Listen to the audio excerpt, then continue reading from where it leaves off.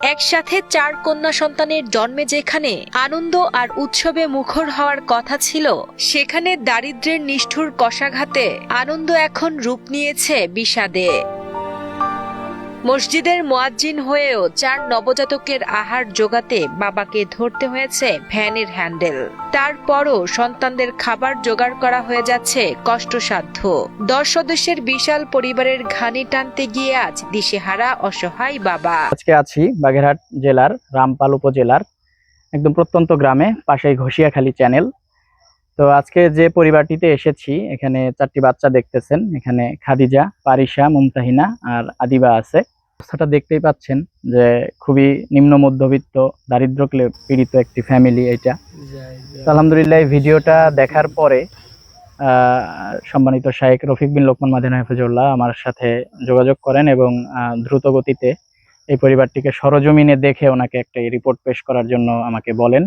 সেই লক্ষ্যে আমি ময়মনসিংহ থেকে এখানে এসেছি আলহামদুলিল্লাহ, এবং আমি সরজমিনে দেখলাম এখানে এই বাচ্চাদের বড় বোন আছে। ওরা আলহামদুলিল্লাহ 6 বোন, 2 বোন, একজন হাফেজি পড়ছে, একজন নুরানিতে, বাকি এই যে 4 জন কোলে আপনারা দেখছেন। তো 6 কন্যার পিতা এই যে আমাদের আলিমউদ্দিন ভাই, না আলাউদ্দিন ভাই, যিনি মসজিদের মুয়াজ্জিন। তো আপনারা জানেন আসলে গ্রামের এরকম একটা প্রত্যন্ত অঞ্চলের মসজিদের মুয়াজ্জিন করে নিজের জীবন চালানোই কঠিন, সেখানে এতগুলো বড় একটা ফ্যামিলি এবং একসাথে 4টা বাচ্চা, তাদের দুধের প্রয়োজন হয়।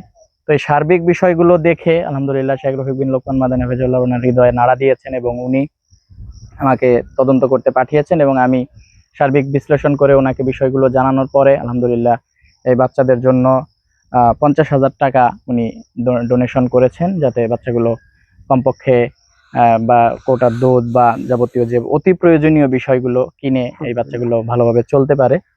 তো আপনারা সকলে দোয়া করবেন শাইখের জন্য। উনি সৌদি আরবে থাকেন, বদর দাওয়া সেন্টারে। ওনার নাম শাইখ রফিক বিন লোকমান মাদানী, মদিনা বিশ্ববিদ্যালয় গ্রাজুয়েট। উনি এরকম দিনী কাজ, সামাজিক কাজ অনেক জায়গায় করে থাকেন। সেই আপনাদের ভিডিওটা দেখার কারণে হয়তো উনি এদিকে আগ্রহ প্রকাশ করেছেন। তো আমাদের জন্য দোয়া করবেন। পাশাপাশি আমরা দোয়া করছি শাইখ রফিক বিন লোকমান মাদানী হাফিজুল্লাহ এরকম ভাবে আর্তমানবতার সেবায় নিজেকে মৃত্যুর আগ পর্যন্ত জারি রাখতে পারেন। ওনার যত দূর সাধ্য আছে উনি যাতে করে যেতে